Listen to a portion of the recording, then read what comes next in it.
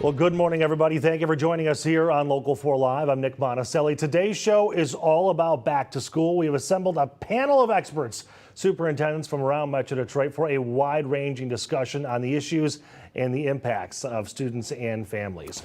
We're going to show you that panel in just a moment, but first, a list of topics we're going to be covering today. The best back-to-school advice and tips for students and parents, especially going to school for the very first time. I joked earlier, who should be crying more, the kids or the parents, right?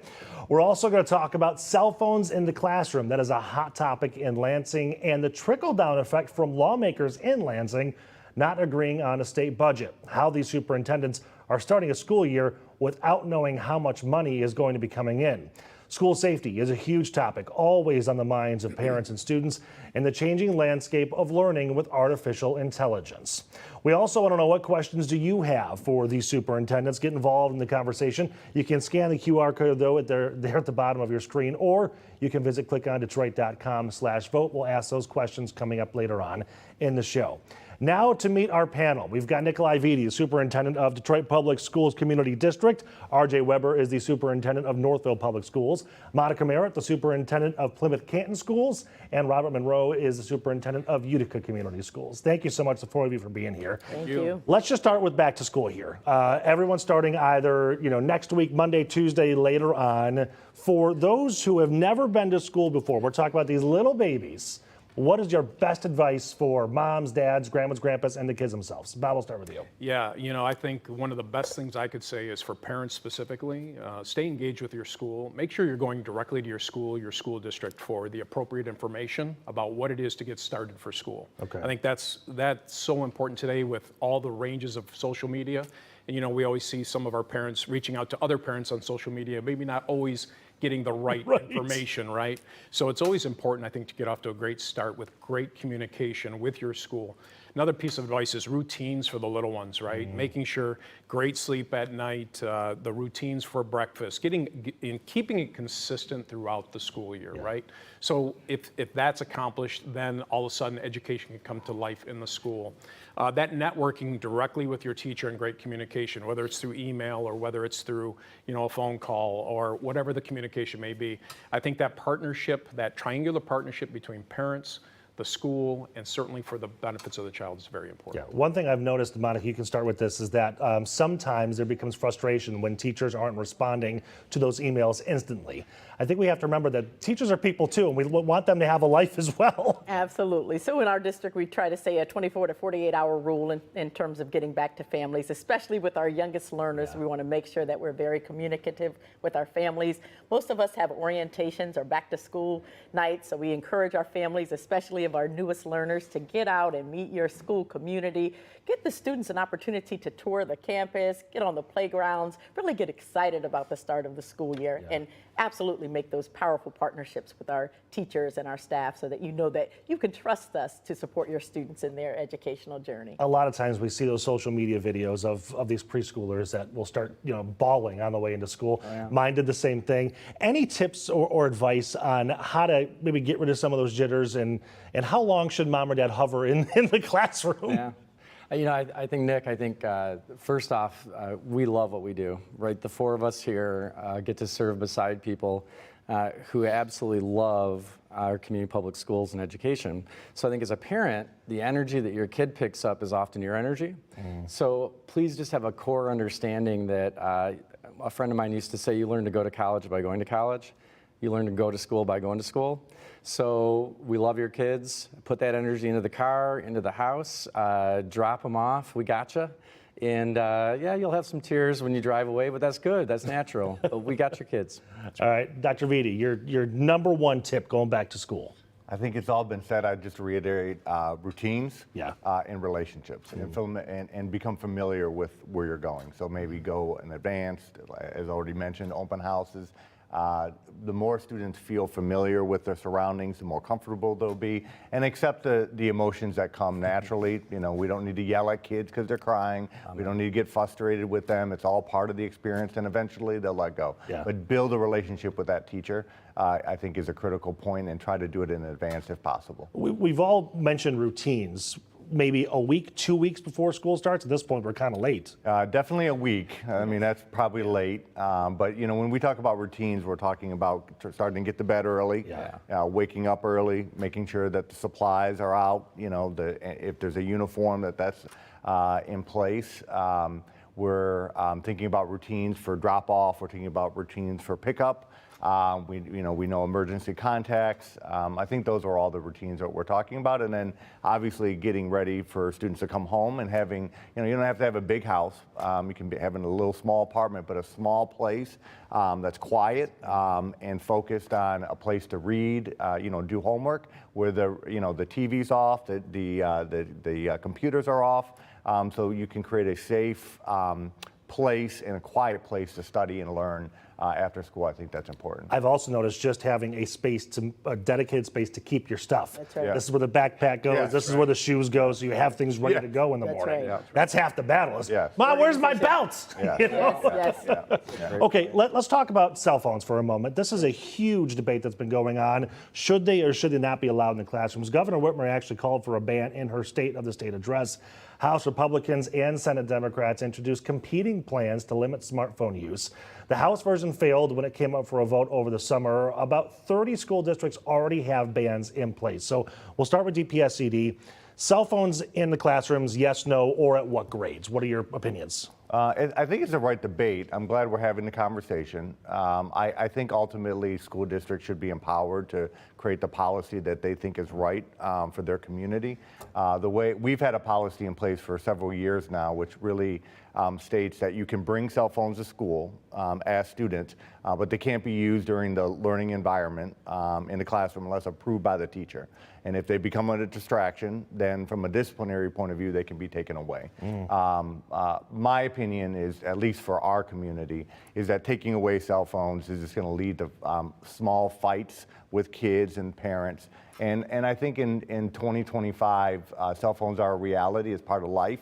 It's a way for students to stay connected to parents. It's a safety strategy as well. But it can be disruptive in a learning environment, and I think that's also ultimately the responsibility of the child, the parents, and the educators to hold students accountable to that and lose the privilege if they don't know how to use it. Right. RJ, what's your... So in Northville, and there's something Dr. Vitti said there at the end that I want to make a fine point on, so I'll do the policy part quickly. So elementary, no smartwatches, no phones. If they have them, they can be in their bags. Middle school, they can have their phones or no smartwatches on in the bags. High school, on empowerment, our high school team is stellar, so they have built their own way of going about this. But I want to say something around adults. And that's the I was waiting for the accountability thing to come in Well, the here. accountability is this, like either the legislature or parents respectfully who want the schools to do something that they themselves won't do is something that's not lost on the four of us. If you go out and go to a Coney Island for dinner, take a look around the restaurant. And when you see a table and a family and you see the parents on their phones with their kids, and I'll say this, I have a 15-year-old. Do I take his phone away from him at 3 o'clock when he comes home? No. Call me a hypocrite if you want. But to expect schools to do all of that and maybe cause the tension that Dr. Vitti is talking about, I think that local districts can find a way through. We're examples, and I'm sure they have as well. Yeah, I think earlier you said you've got a very similar policy. Very similar to Northville, and we think about this local decision. It's very important. At our high school, for example, we have 3 high schools on one campus, 6,000 students. I joked earlier, you need GPS just to learn your way around the campus. Right, that's right. So being able to use their cell phones while they're going between campuses during lunch is allowed, but it's not permitted in the classroom unless the teacher decides. At K through 8, the classrooms, it's away for the day. No cell phones in the locker rooms or in the restrooms, for example. But really just trying to be responsible with the use of cell phones there. And safety is definitely a concern for our family. So working together just to make sure that everybody understands the policy and the expectations. You know, it's an interesting conversation too, because I've heard on the other side saying, you know, when we were growing up, we didn't have cell phones in the classroom. You don't need them now, but there are communication issues that we can solve with having cell phones. The safety and security is a major one. What's the policy at UCS? Yeah, Utica Community Schools, very similar to our team here. Elementary, no cell phones. If students have them, they're put away. Junior high, limited use, maybe through break times, maybe at lunchtime. We do give some privileges to that. But then at the high school, I would concur. You know, when we were at a place where we were not a one-to-one district, meaning we did not have electronic communication devices, and laptops can do that. Yep. We allowed our smartphones in the classrooms to use for surveys and different tools that our teachers are using in the classroom. So now that we've gone to one-to-one across the school district, we have also taken a view that that's also a communication device. It's not going to solve just a ban on cell phones. Our students would be able to utilize those tools as well in the classroom. But I think the biggest point here was when you talk about local control and what your community expects and how you work with your community, I think there's no better way to look at a policy piece unless you're looking at how your community looks at your own schools and your school district. So we communicate quite regularly through survey and a variety of different methods to our members, our parents, just like I'm sure our fellow superintendents do here. So to have that great relationship to communicate back with them, we get great input about what the expectations are. Yeah. And I think we've held to that pretty well. Does it make any sense to use cell phones in an accountability realm or a privilege for students that if you are behaving, if you do X, Y, and Z, then you get it? Or has that become a problem? No, I think incentives are important, especially when we know about positive behavior support. But I think there's other incentives around field trips, around school swag, maybe a pass on a homework assignment. Not cell phones. I just think cell phones is again it should be a consistent policy and consistently and reinforced. I think incentives can be used for other things.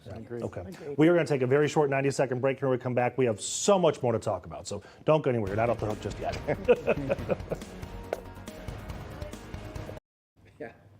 Welcome back, everybody. Back now with our superintendent panel, DPSCD, Northville Public Schools, Plymouth Canton Community Schools, and Utica Community Schools. First of all, I think I should get credit for not saying DPS. I mean, it took me a while to get past that. Okay. Yes, CD. Let's talk about school funding here.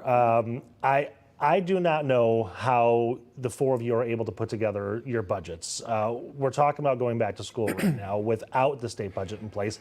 House Republicans and Senate Democrats have been unable to reach an agreement on how to fund K through 12 schools.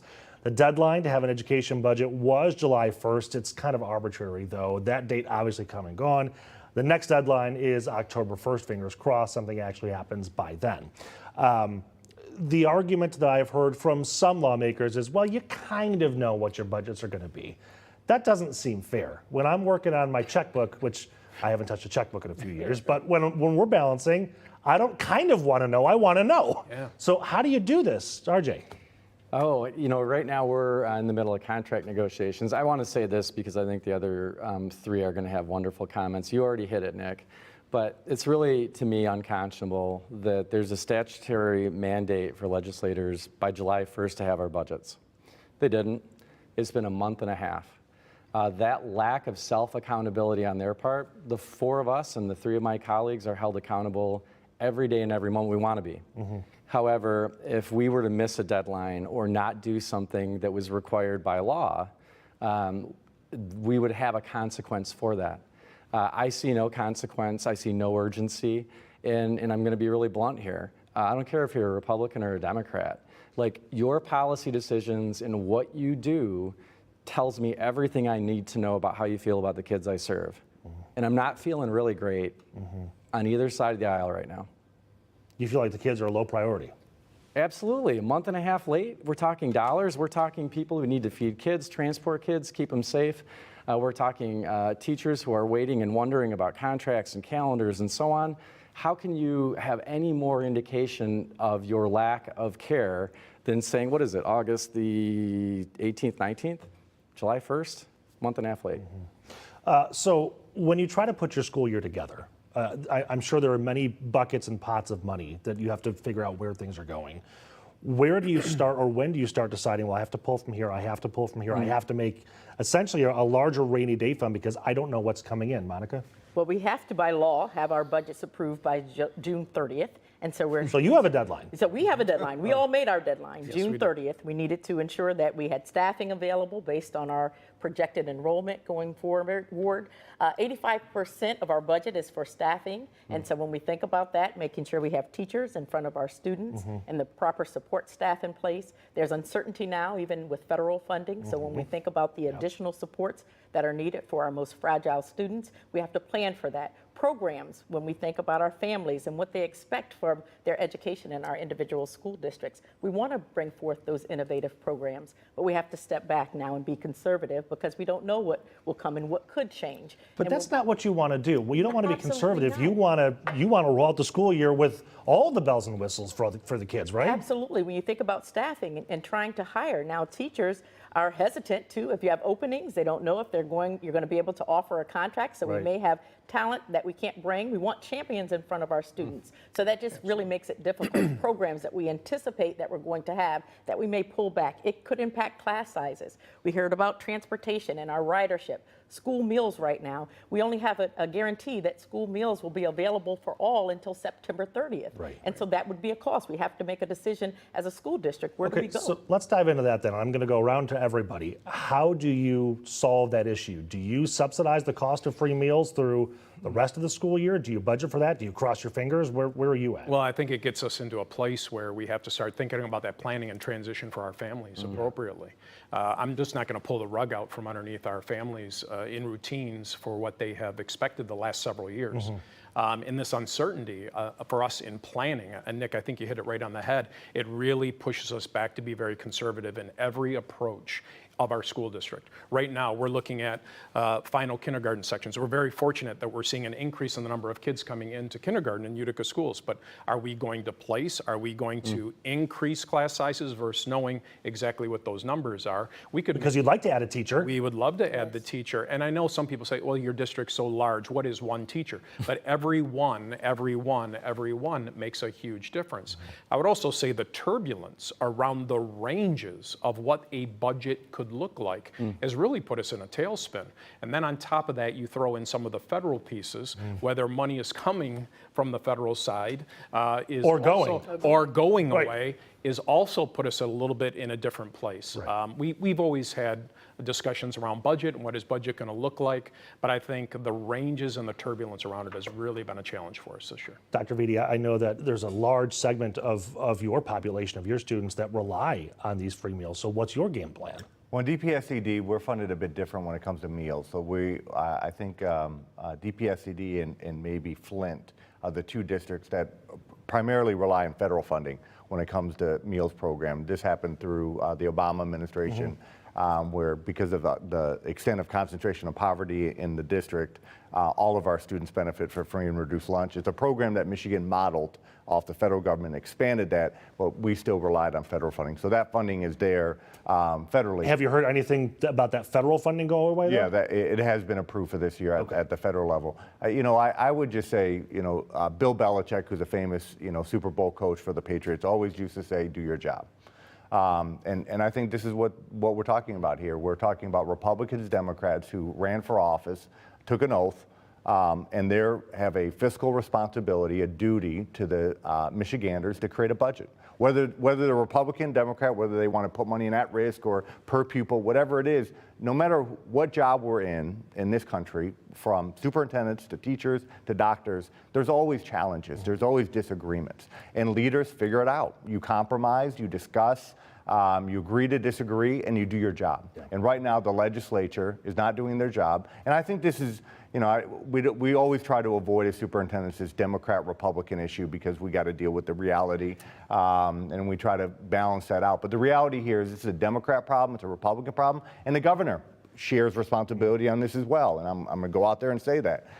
She is the leader of this state, and there's a way that she needs to bring people inside in the office and say, look, we got to figure this out. Where are the differences and how do we move forward, because this is ludicrous. Yeah. It's completely unacceptable, and we are often told as superintendents, do your job. right? We hear that from parents all the time. Right. And we often Probably hear at from- every school board meeting, right? And we often hear from the legislature, which is you have to be more fiscally conservative. You need to be more strategic with your budget. Why are we allocating these dollars when we don't see return on investment? We don't even have dollars. So everyone plays their role. Everyone has their responsibility, especially when you run for office. Do your job. I can see some frustration here. Monica, RJ, we are running out of time, but I have so many more questions for you. Can you walk me through what a school year looks like in terms of budget? So let's say that you guess to see what it's going to be, and then towards the end of the school year, you start running out of money. Do layoffs happen mid-school year? So you want to avoid layoffs mid-school year as much as possible because that is really detrimental to our students Right. and their learning. So you think about what's coming up as count day. That's the most important day in terms of determining your funding. 90% of our funding is based on the current fall count and then 10% on the previous spring count. So when you're looking, you really have to make those decisions and look for your rainy day fund. It's so important to have that fund balance. So in the event that we don't have as much funding as we anticipate, making those decisions at the end of the year. Now, it's always possible, depending on how deep that cut may be, that we are forced to make those difficult decisions that would involve mid-year layoffs, and that's something that none of us want to do. We want to make sure that we're keeping our supports as close to the classroom as possible. RJ, do you want to add something? Yeah, in the beginning, you talked about technical aspects, and something that I think people don't understand with school lunches is families, because they've become used to that, we've seen a declension in the free and reduced lunch form and filling those things out, which is actually then directly tied to Title I funding from the federal government. So the other thing that we're thinking about is if that indeed is snatched and we have families who haven't signed up for that and aren't used to it, now we've got to make sure we communicate, make sure the families with that deep level of need are doing that again. And it has like this amazing trickle down, but I know you're pressed on time right now. I really want to share, though, we all have to be very strategic. We can't do this year over year. We have to really anticipate out so that we know if we have to make some adjustments mid-year, where those adjustments can go, that again would be least impact to the classroom, although everything impacts the classroom. And Nick, I know you want to make a last final point on this with this budget piece. So Producer Mary has already pulled her hair Thank out. you. It's I okay. appreciate it. Going into the school year, if a state budget is not there and we have started our school year, we're not magically just breaking up classrooms and adding teachers or adding different staff in different locations. So I think for all of us, once we open it and we're running, it's going to be very hard to implement said strategies by our legislature to say we can give schools these tools now. Well, that's not going to be an opportunity too little, for too us late once at the that school point. year starts. Yeah, right. You brought up count day, and I want to ask Dr. Vitti about that too, because it's incredibly important for everybody. But your district has made huge efforts trying to get more kids there on count day because it's that important. Yeah, 90% of the state budget is based on the fall count, 10% on the spring count. So that speaks for itself. And with the extent of student absenteeism that we struggle with in Detroit because of concentrated poverty, it is essential, obviously, that students come in that window. We've done a much better job of just reaching out to our families. Just helping them understand why. Yeah, and canvassing, I think, is the secret sauce for us, which is actually getting out to the homes, knocking on the doors. You know, are you aware when school starts? Do you know of the bus routes? You know, we can make accommodations. Just meeting families where they are has come a long way with us, and that was one of the benefits of the pandemic. Is just having to get out there to connect with the parents, and then we've carried that on post-pandemic. Gotcha. One last question on that. Obviously, the budget still hasn't been set yet, but what is the average on per pupil funding? How much do you get per kid? About $9,600 now. Yes. Okay, so just so everybody at home understands, it's almost $10,000. Yeah. So make sure your kid is there on count day. They're going to lose 10 grand every kid. And we educate children even when they don't come. Right. So we actually fund an education, teacher, supplies, buses, you know, all the rest when they don't come to count. It's not like they're kicked out. Right. You know, that would be a whole nother conversation. Right. But Yeah, we still educate children, especially in DPSED, when they don't come to count. The other issue is, even if they come after count, we still educate them. Right. And this is where, without the money to back it. this is where in 2025 we can come up with better systems for these kind of things. But but that's Lansing, are you that's a listening? truth. That's a truth that I think people need to know. And back to the budget conversation, if we don't have a budget by early October, it is going to be impossible for districts not to move into the reserves because and some districts are too small to even fund what they're doing past October. That's right. Yeah, right. Okay, another break here coming up. When we come back, we'll talk about school safety and AI. How I don't know how you put those in your classrooms and implement the challenges between using it and kids not using it the right way. We'll talk about that when we come back. Welcome back to Local 4 Live here. Our panel discussion continues with our 4 superintendents. Let's talk school safety. It is probably, equally as important as the education you're all providing there. And it is a conversation that has unfortunately evolved drastically over the past several decades here. First of all, how do you balance providing that education while worrying about things that we never had to worry about before? RJ. We can flip back to budget. So one of the budget proposals is a block grant, get rid of monies and categories. 31AA is something that we could use for mental health and safety. We've purchased cameras, made secure vestibules, all those pieces. When the 4 of us, and we're not 25 years old anymore, got into education, none of us thought about what we have to think about today as a teacher about school safety. But now as formalized leaders, the amount of money and attention that we spend on safety out of our budget is nothing like it was when we began in education. So there's another budgetary pressure. So you take away the emotional trauma for our staff and our kids and our families, which is horrific. When I talk to parents, their number one question for me is, what are you doing to keep my kids safe? They see another shooting on the news. They see the proliferation of guns. The 4 of us have all received phone calls in the middle of the night that you would never want to receive because something happened to one of our kids. And then we have to find a way to communicate that to our community and our staff to let them know they're still safe. You're really touching on a hot button here, which I'm sure my 3 colleagues are going to speak to as well. But the point I would like to make is that keeping kids safe also requires money and, dare I say, a budget that's on time so we can budget those things. Yeah, Dr. Vitti. All well said. I think people have to understand that this is also about relationships. It is also, the schools certainly have a responsibility to keep children safe, and you do that through, extra security, maybe metal detectors, vestibules where you can't come in unless you're, buzzed in from outside, cameras. But ultimately, this has to be also about parents. This has to be about parents knowing what their children are up to. It has to be about parents being willing to be the adult, not the friend. It has to be about monitoring your child's social media, their cell phones, and just having a real relationship with your child around what are their anxieties, what are their frustrations, what are they angry about. If you have a gun, where is that gun? Is it secured? Is it locked? Are you constantly talking about problem solving and communicating through the natural challenges that we've all experienced and we all deal with as human beings and as teenagers? So to me, it's not one or the other. It's both. It's what are you doing to protect your family, your children, but other people's families and children. And then when children come into the school building, then it flips. Then it's what are we doing? And it's got to be a balance between the two, and that's ultimately how we keep children safe. I say it all the time. I've been saying it for years, which is the best metal detector is a relationship with a child, and that's got to be genuine and real from the counselors to the teachers to the parents, to the friends. We've come a long way in DPSCD of children saying, "Hey, I think someone has a gun." Hey, I'm hearing that there's going to be a major fight outside of the school. That has come a long way to build that kind of trust, where we're relying on children, on peers, on teenagers to tell us what's going on.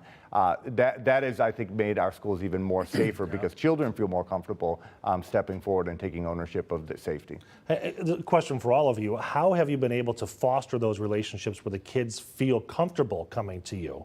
Because again, when we were in school just a few years ago, there was that mantra of, snitches get stitches, and nobody wanted to talk, right? But it seems like that corner has turned a little bit. Yeah, you know, Nick, I would say, you know, my two colleagues talked about budget, they talked about relationships, and I think Dr. Vitti here about relationships, that those connections between the teachers specifically and our kids in the classroom are just invaluable.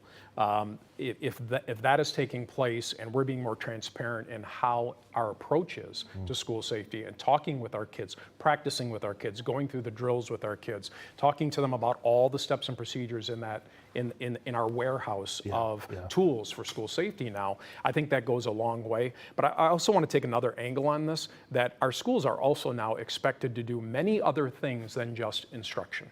School safety is certainly a huge part of that. We take a tremendous amount of time from instructional time during our school days to make sure our kids' well-being, they feel comfortable in our classrooms, they know what to do if in fact we ever did have a tragedy or some sort of issue within our schools. But then we come back around come springtime, and then accountability comes back in for instruction and what we're doing for our report cards and our grades that are high expectations in the state of Michigan. And we go back and look at it and say, how are we best using that instructional time during the course of the school day? It's a unique balancing act that we have to do in all of this, but first and foremost is our kids do need to feel safe coming to school each and every day. I wanted to ask you too, and I can only speak specifically to UCS because I know you just went through an entire building redesign, and maybe the other three have, but how do you strike that balance between locking down a building, you know, almost like a fortress so nobody can get in, but also making it feel like it's a place that I want to go to school? Nick, what you just said is to me, when people talk about having one door into a building, and that's how we're going to keep kids safe, it tells me everything I need to know of what they don't know. We can't have our schools look like Shawshank Prison, where the playground is surrounded by a fence with turrets. And I think that speaks more to how far we've fallen in this country with the ready access to weapons, with the safety pieces. And there's no way in heck I want my son or any of the kids I serve to feel like when they go to school, it is a cold place, a place that is hardened. No way. Because then, correct me if I'm wrong, but then it impacts their ability to learn. Absolutely. It's human nature. Like, why anyone want to go to work in a place with no windows and cinder block? Yes.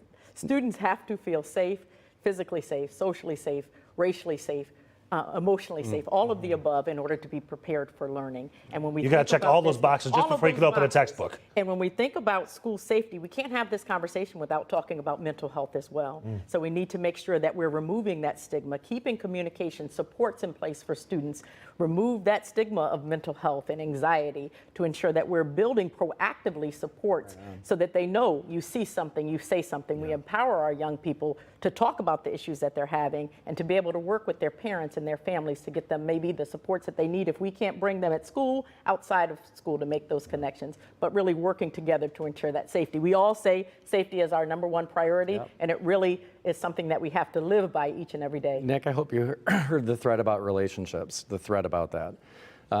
I'm proud that we've made a massive effort in Northville to focus on relational practices, which means training our teachers and our kids of how to communicate with each other, how to listen to each other. Every paraprofessional, every food service bus driver, teacher, administrators had specific training. To your point, that's another cost. That's something that we didn't even think about 15 or 20 years ago. But as Dr. Vitti said, I love your quote on the best metal detector. It is about connectivity and relationships. What Dr. Merritt just said, the safety doesn't just encompass physical safety. What about safety of racial safety? Can my nephew go to school who's black and not have to worry about, because of that, having his learning impacted? I wish I could say that he could. He can't. So what do we do about that? And Is there an answer to that? None of us are complaining about this. Like, we love this work. Like, this is what we do. But gosh darn it, we need help. We need help from parents. We need help from legislators. We need help from the community in that part. And we will do everything we can possible. Is there an answer to systemic racism? That might be a whole other topic. We don't have that much time left. But I think I'll tell you what I would say. One person, a musician I liked, once said, we may not change the world, but it doesn't mean we can't stop trying. You got to try. Go forward, fail, try. But when you give up, forget about it. Okay, one more topic here, and I apologize, I have ruined your schedules. I told you to be out of here in half an hour, so to all your assistants, but it's my fault. Artificial intelligence it's here, and it has drastically changed everything we do. But there is, at least in my opinion, a very fine line between finding a way to use it in the school as a tool and something we teach to students because it's something that they can use, while not having them use it to get the work done. And I remember it was an interview, I think it might have been at your district, where we talked about education, and I am not a teacher, so you tell me if we're wrong, but education not necessarily is about finding the answers, it's about learning the process to get there. Yes.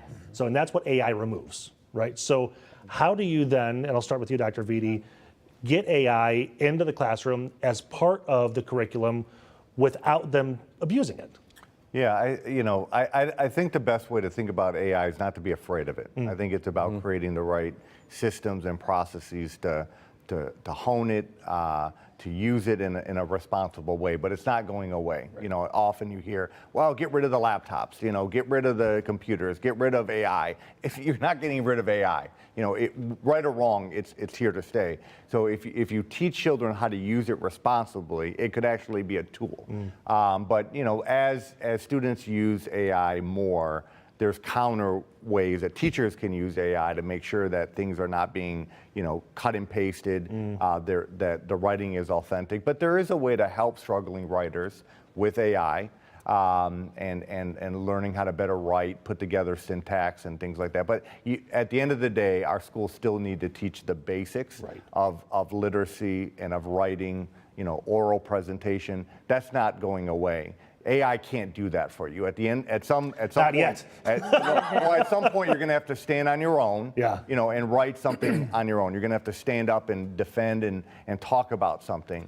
That's not going away, and I think our teachers need to continue to be trained and understand how to use it in the classroom. Parents need to understand, the rightful use of it, so it's not a mechanism to cheat. That's ultimately where we're headed and what we have to do. I remember early conversations that there were fears that AI would replace teachers. Yeah. And hopefully those fears have gone away. It was a year ago that we met, and think of how much has changed. Right. One of my favorite leaders, Ari Weinswig, who was the founder of Zingerman's, once said, you're always going to have problems in life. Search for better problems. This is one of those better problems, to Dr. Vitti's point. There is so much you can do with it that can actually make efficiency for our teachers, which can give them more time with kids one-on-one. Yeah. Help with lesson planning. Absolutely. Yeah. So it's another one of those, I would say, good problems. But and this in Northville, early on we adopted an approach that we were not going to limit it or shut it down. We needed to learn about it. So that's really what the last year has been for us, is trying to figure out how can I help teachers, how can I help our administrators, how can I help our kids. The president of NVIDIA said that AI is not going to take people's jobs, but in 5 years, people who don't know how to use it, it will take their jobs. Yes. Right. And How many quotes do you have memorized? Right. I think, Nick, the evolution of AI is going to be so rapid and so fast. Yeah. I think the idea around practices, planning, policies in our school district is a very responsible approach to start. But I want to hit that piece on the teachers. I think the leveraging that the teachers have done already, when AI came out and we're all kind of scratching the surface of it, they were already running with it. They were already grabbing ChatGPT and a variety of things. And what we have seen is that it's been making their job, I don't want to say easier, that's probably the wrong word, but it has allowed them to interface with technology differently. So it maybe finishes a lesson plan for them that now they can incorporate, they can work with students more directly and not work on the behind the scenes piece in the teaching is Getting all the materials and all the printed and all- materials, yeah, all right. the things needed for that lesson can give them great creative suggestions by AI. But I think the thing that we also have to remember is that it is the human intellect that produces the request back to AI of what we need. If AI produces it, we all need to continue to think critically about what AI provides us, and then what is our approach with that information. So it's almost a human to AI to human approach. Because what I've seen with our students too is that they have sat down looking at AI pieces of writing, as Dr. Vitti talks about, critically reviewed it, and even would make suggestions of how it could be different with an AI piece. So when you think about that type of skill, where they're taking on quote unquote perfect material that's coming back to them, I think it's just a unique time and experience for us in education to maybe, flip it back on its face about how we're going to use AI in the There's probably a confidence boost there too. The kids Yeah, I beat the robot. That's right, that's right, that's right. In addition to everything that you heard, we just know that our students, we're not setting them up for success if we are not preparing them to use AI effectively. And so even talking about jobs, so we need to make sure that we embrace it. It is here, it is going quickly. In Plymouth Canton, we worked on creating a policy first, and now this year is really about implementation of plans for teachers, professional development, to ensure that they know how to utilize the tools effectively. It's almost, and maybe this is the wrong, comparison, but let's say it's a trade school and there's a brand new tool out to fix that duct work, and you don't teach the kids how to use it. If you're not doing that, then see? All right. Well, and ultimately, schools at the highest level are about learning how to critically think, analyze information, and synthesize information. AI can be a tool in that, but at the end of the day, our best teachers and the best learning experience is learning how to think, learning how to make an argument, defend it, and make sense of the world around you through, the different means of knowledge and information. And I think AI will never be able to do that. And that ultimately is why you can't replace a teacher. That's right. Okay, Nikolai Vitti, RJ Weber, Monica Merritt, Bob Monroe, thank you so much for your time. Again, I'm sorry we went 45 minutes instead of the 15 that I promised you, but this was an incredible conversation. Thank you. And we'll post it so you can send snippets of it to all your different lawmakers if you want. Appreciate Thank you it. so Appreciate much. it very much. Appreciate Thank you, it. Nick. All right, we're going to take a